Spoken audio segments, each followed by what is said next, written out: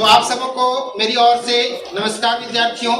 आप सबको जैसे कि पहले से पता है कि हम क्वेश्चन दे चुके थे। क्वेश्चन क्या था कि जल संरक्षण या जल प्रबंधन किसे कहते हैं या क्या है, तथा उस जल संरक्षण के कौन कौन से उपाय हैं।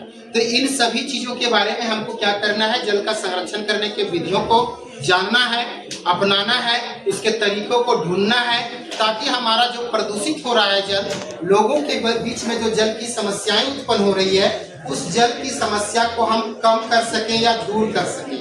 इन्हीं उपायों के साथ हम लोग आज का प्रश्न पर क्या करते हैं, उसको हल ढूंढने का प्रयास करते हैं। सबसे पहला चीज है कि जल संरक्षण क्या है, उसका परिभाषा को हम लोग देखेंगे। जल संरक्षण क्या है, तो जल की महत्व अर्थात मेरे लिए कितना जल महत्व रखता है या महत्वपूर्ण है मेरे लिए, वो जल का महत्व और एवं उसकी उपयोगिता, मतलब मेरे लिए कितना वो उपयोगी है पानी, ठीक है। उसकी उपयोगिता को समझते हुए हमें इस बात को क्या करना है, उपयोगिता को समझना है। किसकी उपयोगिता को समझना है, जल की उपयोगिता को समझते हुए कम से कम अर्थात जितनी आपको जरूरत है पानी का उतना ही उपयोग करना, ठीक है। ऐसा नहीं है कि आप नहाने के लिए 2 बाल्टी की जरूरत है, आप वहाँ पे 5 बाल्टी 6 बाल्टी 10 बाल्टी व्यर्थ में शरीर में उझेल रहे हैं। इससे क्या होगा कि शरीर अगर हमारा सांवला है, हम काले रंग के हैं, कोयला के जैसा दिख रहे हैं, तो ऐसा थोड़ी ना हम 10 बाल्टी उझेल लेंगे शरीर में तो हम पूरा गोरा हो जाएंगे इसमें, नहीं है। जो प्रकृति ने हमारी शरीर की रचना किया है, भगवान ने मुझे जिस रूप में अवतरित किया है, मैं उसी तरह से रहूंगा, मैं चाहे कुछ भी कर लूँ, ठीक है।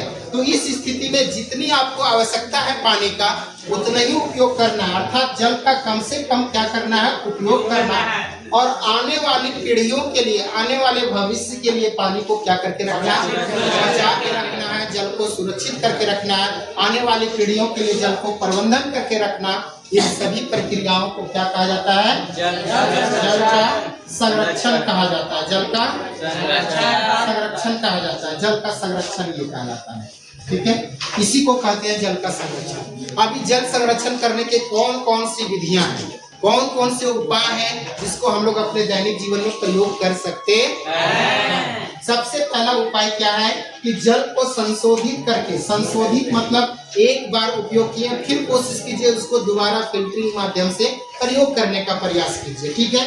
उपयोग में लाने का प्रयास कीजिए, संशोधित करके पुनः जल का क्या करना, उपयोग में लाना, पुनः जल का प्रयोग में लाना। जैसे अभी हम आपको बता रहे थे, या अभी आपको समझना है ये चीज बात को, कि हम लोग घरों में चावल धोते हैं खाना बनाने के लिए, सब्जियां धोते हैं सब्जी बनाने के लिए, तो सब्जी को धोया हुआ पानी को सीधे नालियों में प्रवाहित कर देते हैं, नालियों में फेंक देते हैं। हम लोगों को प्रयास करना है कि घर के अगल बगल में फसल कहीं पौधा लगा करके रखिए, जैसे टमाटर हो गया, मिर्ची हो गया, धनिया हो गया, या छोटे छोटे फुलवारी पौधे रखिए घर के अगल बगल में। तो क्या वो फुलवारी पौधे, क्या वो हमारे सब्जी वाले पौधे, हम वहां जाकर के उसको सिंचाई कर देंगे, क्या वो फूल वाला पौधा कहेगा कि हमको साफ पानी पूरा फिल्टर करके दीजिए? नहीं। उस पानी को हमको अलग से सिंचाई करने की आवश्यकता नहीं होगी। मतलब हम पानी को एक बार नहीं 2 बार 3 बार भी क्या कर सकते हैं, यूज कर सकते हैं, प्रयोग कर सकते हैं, उपयोग में ला सकते हैं। इसीलिए कहा गया जल को संशोधित करके उसको पुनः उपयोग में लाना। दूसरा है नहर निर्माण करके, डायरेक्ट नहर का निर्माण करना, और नहर निर्माण करके वर्षा के पानी को क्या करना, सीधे सिंचाई करने का प्रयास करना। यानी सिंचाई का पानी हम लोग जो सड़कों से निकलता है, गलियों से निकलता है और जगहों से निकलता है, सीधे कहाँ चला जाता है, सड़क से बह करके नदी नालों में चला जाता है, बाहर चला जाता है, समुद्रों में चला जाता है। हम उसको क्या करेंगे कि नदी पर जब बह के जा रहा है तो नदी से सीधे एक नहर निकालें, ठीक है। ये नदी बह के जा रहा है, इस नदी से हम लोग डायरेक्ट नहर बनाएंगे, छोटा नहर, और उस नहर से खेतों में क्या करेंगे, सिंचाई करेंगे। खेतों में क्या करेंगे, सिंचाई करेंगे। तीसरा है नदियों पर बांध बना करके जल को सुरक्षित रखना। नदी का पानी सीधे बह करके कहाँ चला जाता है, समुद्रों में, सागरों में, महासागरों में। हम उसको कोशिश करें कि उसके बीच में डैम बना दें।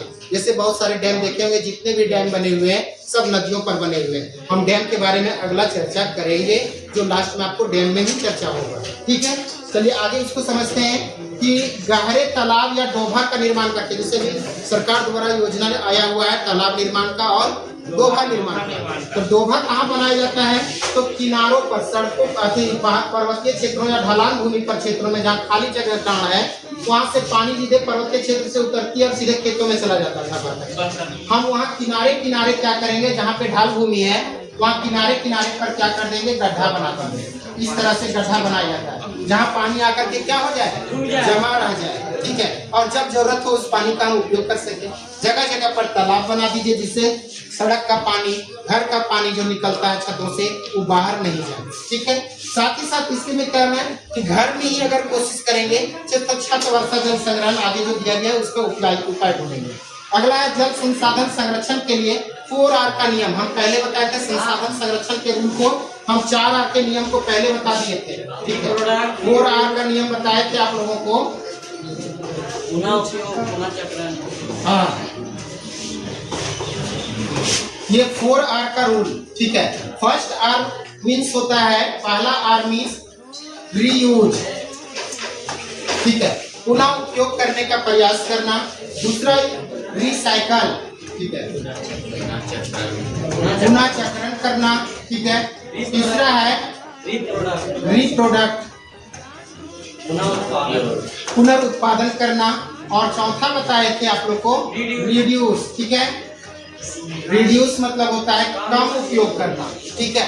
ये 4R के नियम का उपयोग करेंगे तो हम जल संसाधन की खाली नहीं बल्कि दुनिया के सारे संसाधनों का हम संरक्षण कर सकते हैं, ठीक है। अगला है बहुउद्देशीय नदी घाटी परियोजनाओं का निर्माण करना। इसका क्वेश्चन भी VVI में आएगा, ठीक है।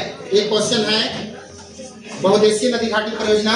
जैसे भारत का सबसे पहला बहुउद्देशीय नदी घाटी परियोजना का निर्माण किया गया था तो दामोदर घाटी निगम 7 जुलाई 1948 ईस्वी, ठीक है। इसके बारे में हम चर्चा करेंगे, इसका क्वेश्चन भी एक आगे आएगा, ठीक है।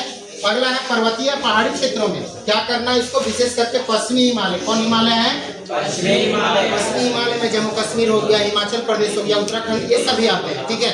उन क्षेत्रों में क्या करना, लोगों द्वारा, स्थानीय लोग क्या करते हैं, पुल अथवा गुल का निर्माण करते हैं। पुल या गुल किसे कहते हैं, क्वेश्चन पूछा हुआ है। पुल या गुल क्या है कि पहाड़ी क्षेत्रों से नदियां में बहती है, जलधाराएं बहती है, तो जलधारा सीधे बहकर के नीचे उतर जाती है। अब बीच में कहीं सिंचाई करने की आवश्यकता आपको, तो उस धारा को क्या कर देना, मोड़ देना। उस धारा को क्या कर देना, मोड़ देना। और खेतों में सिंचाई करने को प्रक्रिया क्या कहलाता है, पुल अथवा गुल कहलाता है। नदी की धारा को बदल देना। अगला है छत वर्षा जल संग्रहण। अपने घरों में भी कोशिश करना है। ये भी क्वेश्चन इंपॉर्टेंट है, कहाँ के लिए, तो आपको राजस्थान क्षेत्र के लिए प्रक्रिया को अपनाएंगे। कोशिश करना चाहिए कि हर एक घरों में ये प्रक्रिया होनी चाहिए जिससे हमारे जल का संरक्षण होगा। अगला है सिंचाई के लिए नाले के स्थान पर क्या करना, पाइप का प्रयोग करना, पालर पानी का प्रयोग करना, फुहारा विधि का प्रयोग करना या ड्रिप सिंचाई का उपयोग करना। ये सभी उपाय क्या है, हमें कम से कम जल का उपयोग होता है और खेतों में सिंचाई भी हो जाती है। और अंतिम है भूमिगत जल को बनाए रखने के लिए पृथ्वी के गर्भ से जल जो निकाल रहे हैं बोरिंग के माध्यम से, ठीक है, गहरे गहरे बोरिंग करते हैं हम लोग 500 फीट, 700 फीट, 1000 फीट, उसको कम करके क्या करेंगे, उसके स्थान पर कुओं को प्राथमिकता देने का प्रयास करेंगे जिससे हमारा जल का संरक्षण इन सभी उपायों से हो सकता है। और बहुत सारे उपाय हैं लेकिन जितना बताएं उसमें से आपको 10 बता दिए। आपको एग्जाम में आवे तो 5 से 6 ही आपको हार्डली लिखना है, ज्यादा लिखने की आवश्यकता नहीं है। ये 2 नंबर का भी क्वेश्चन पूछता है और 5 नंबर का भी पूछता है, ठीक है। आप सबों का एक क्वेश्चन समाप्त हुआ।